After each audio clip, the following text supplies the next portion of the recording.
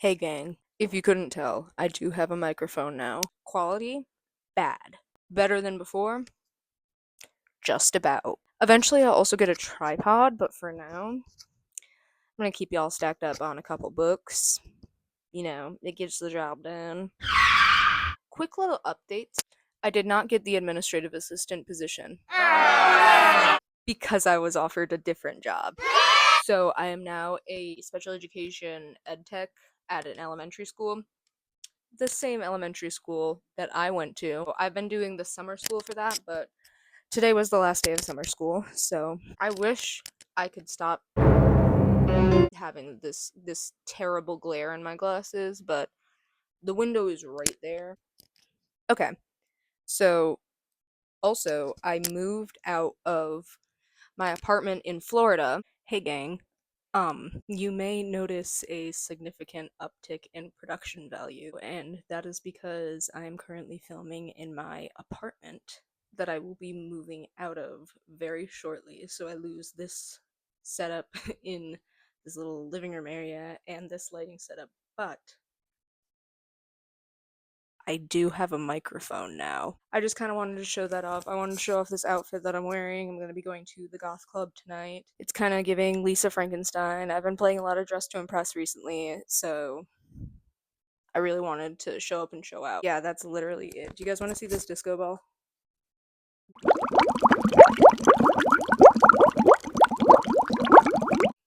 ADHD trap. Okay, thank you. Make of that what you will.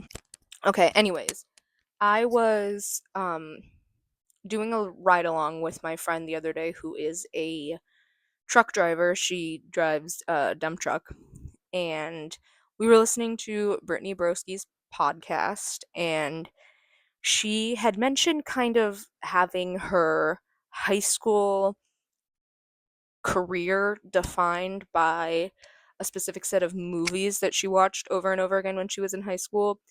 And, I'm just gonna steal that right up. I'm gonna take that idea and I'm gonna run with it. So, this is eras of my life defined by the movies that I obsessed over. Starting out with Baby Brain, ages 0 to 6. I told myself that I could only pick one Disney movie because so many of us just grew up watching Disney movies. And I did not stick to that rule. I'm giving you three. So starting off, we have The Emperor's New Groove. Be honest with me. How many times in your daily life do you use the quote, "A llama? He's supposed to be dead." Cuz I'm at like at least once a week still to this day. While I did enjoy the actual plot of the movie, I was really just there to watch Kronk and Yzma. Side note, I would also put Kronk's New Groove in this as just like maybe not in and of itself, even though I did watch that one over and over again, but like in the category of The Emperor's New Groove. I didn't watch the TV show, but Kronk's New Groove I did watch. Number two, The Nightmare Before Christmas. I was actually not allowed to watch this movie for a while because my little brother was terrified of the doctor. So any chance I did have to watch it, I was bouncing off the walls. I was excited. To this day, I still have hordes of Jack Skellington paraphernalia that I fall for anytime I see consumerism final boss for Jack Skellington right here. Number three, we got Tinkerbell. Now, this is really important because while I did enjoy the Tinkerbell movies, the Tinkerbell books, the Tinkerbell video game, I know I'm not the only one that was obsessed with Pixie Hollow, but like I thought that I was half fairy for like a quarter of my life because of Tinkerbell. Next up, we have Mamma Mia. This is the start of my musical craze. I had this burned onto a CD specifically for me at the age of like 3 or 4. Yeah, great movie. Rewatchability level 100%. Rotten Tomatoes 100% from me. Coming in last, we have The Last Mimsy. I don't know how many of you remember this movie. I barely remember it. I don't really know what it was about. It was kind of sci-fi-ish, kind of whimsical. I know there was a plush bunny rabbit that was a Mimsy, and it was the last of them. Okay, moving on. Next up is The Glory Years, ages 7 to 9. Starting off strong, we have Wizards of Waverly Place, the movie. I personally loved the, I think it was a 2 or 3 part episode where Justin is going to find Juliet in the mummy's like lair, and Mason tags along with them because he can pick up her scent, and the Russo kids go to Transylvania to find Juliet. And then you find out that Mason and Juliet are exes, and Mason confesses his undying love to her, and she's like, "Sorry, I'm dating your girlfriend's brother, and I'm deeply in love with him, and our love story has defined a generation." And then Mason was like, "I love you more than I love Alex." Then Mason scratches Juliet, which gets rid of her vampire powers, and she turned into a 1,000-year-old hag, and she had to leave Justin, even though he didn't really want her to leave. And then Mason turned into a wolf and ran away, and Alex had her heart broken, and Justin had his heart broken. and Max wanted to be a dog. But that's not what I'm talking about here. I am talking about the movie. Yeah, not as good as that one episode, but like I couldn't put that episode, so the movie's in there as a placeholder. Next, we have the Adam Sandler movie, Bedtime Stories. Bedtime Stories, I fucked with hardcore. I loved the scene where they're all staying in like the hotel together. That movie like made me fall in love with hotels. And then I actually had to live in one for like 3 months straight when our house got hit by a tornado and we were waiting for the insurance company to rebuild it, blah blah blah blah blah. And it sucked and I hated it and it ruined hotels for me. But that's beside the point. Bedtime Stories, gumballs, the gumball scene. Next we have Ella Enchanted. Need I say more? I'm pretty sure I watched this movie and then immediately tried to do the curse that she had where you have to do whatever it is the person says to you. That movie is a hot banger. The scene where they are singing Somebody to Love by Queen sticks with me. To this day, when they hit that like that high note, I'm imagining Ella being dipped. Next, we have 13 going on 30. Once again, need I say more? My cousin and I, we will still rewatch this together sometimes, but in our childhood years, this was the summer movie when we would have summers together. Love it, love everything about it, love the fashion, love the music, love the cinematography, love the ending. That's it. It's a perfect movie. And last on the list for this era is Adventures in Babysitting. This movie, alongside reading The Babysitter's Club growing up, is probably why I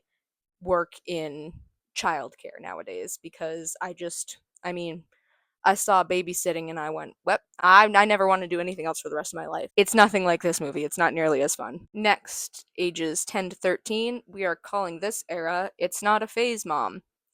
Because, like, it kind of wasn't, but it also kind of was.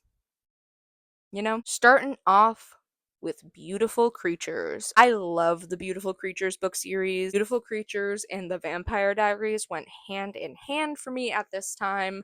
The Vampire Diaries TV show is so inaccurate to the books, it actually makes me want to explode my brain telepathically, so we're not even going to talk about that for a second.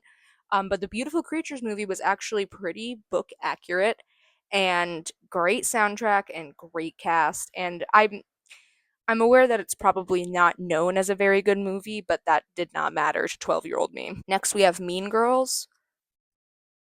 Come on now. I watched it with my mom, and then I watched it over and over again for the next 3 years. The Hunger Games. You guys don't even know, okay? You guys don't know. My friends and I, we would go out into the middle of the woods and we'd do this. We were in the Hunger Games. We came up with our names and we came up with what district we were from, and I love these books and these movies so much. I have not read either of the new 2 books, Song of Snakes and Songbirds or whatever it is, and the Haymitch one. Don't spoil them for me. That's it. Next, we have Coraline, banger movie. No, this was straight up, I was like, wow, Tim Burton, my muse.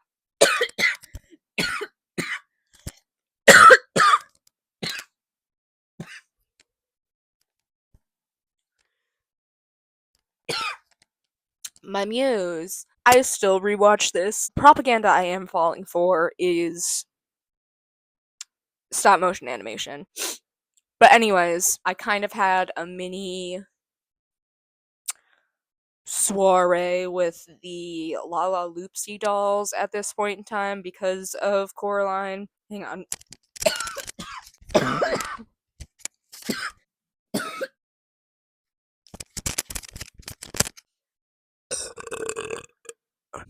Excuse me, I had a little tickle in my throat. Last year is Pitch Perfect. I did watch the other Pitch Perfect movies. Nothing compares to the original, of course. There was one summer where I think I must have had it downloaded and yeah, just just on a loop. The riff off, full disclosure, I would not know the song No Diggity if it weren't for the riff off. I am Caucasian. It's great all around. It's just great. Ages 14 to 17. This era is called the mental illness is setting in and it is setting in fast. Number 1, Jennifer's Body. Okay, back to our regularly scheduled programming. Regularly scheduled program. Back to the thing. Jennifer's Body.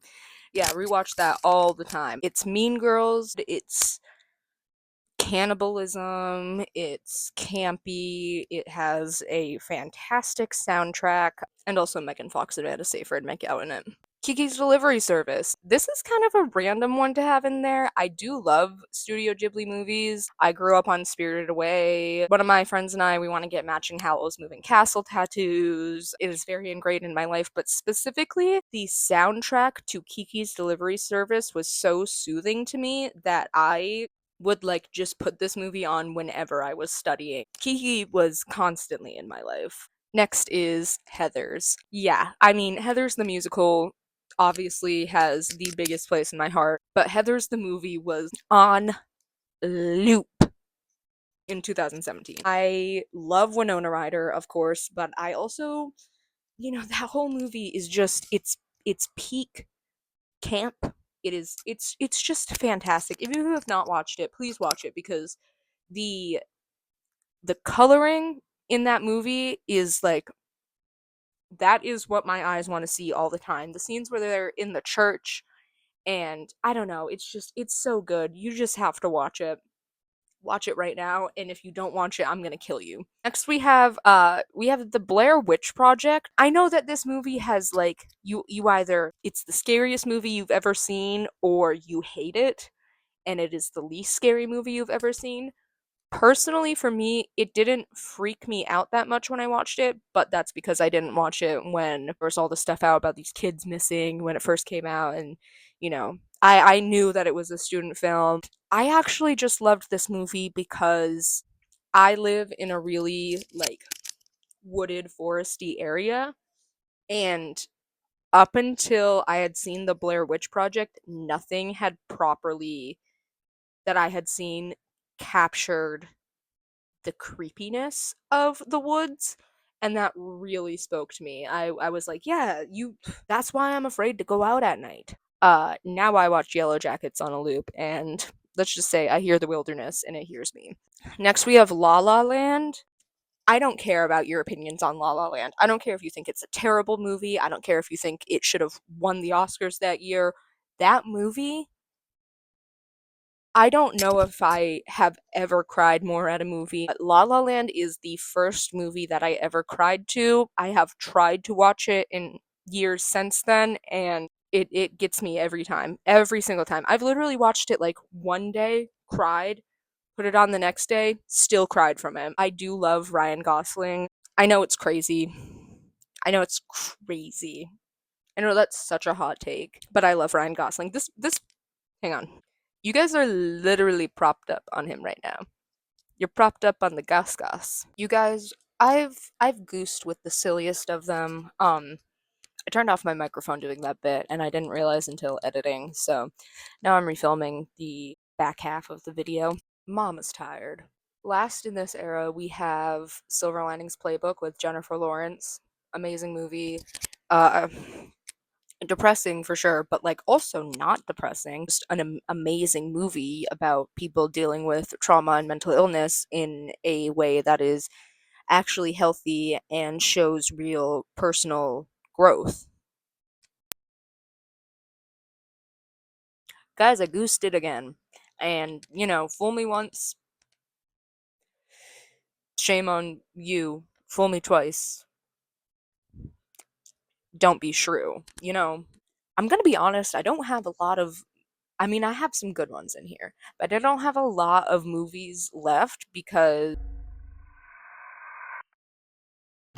I saw it.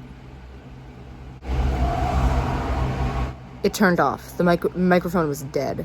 That's what happened. I didn't goose it 3 times in a row. Maybe I'll do a part 2 sometimes. I don't know. Probably not. Probably maybe. Okay, see you later. Oh yeah, that on there.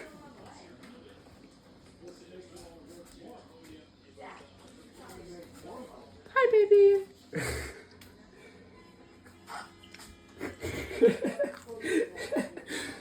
I don't think she likes it. Ain't never seen a pup on the counter.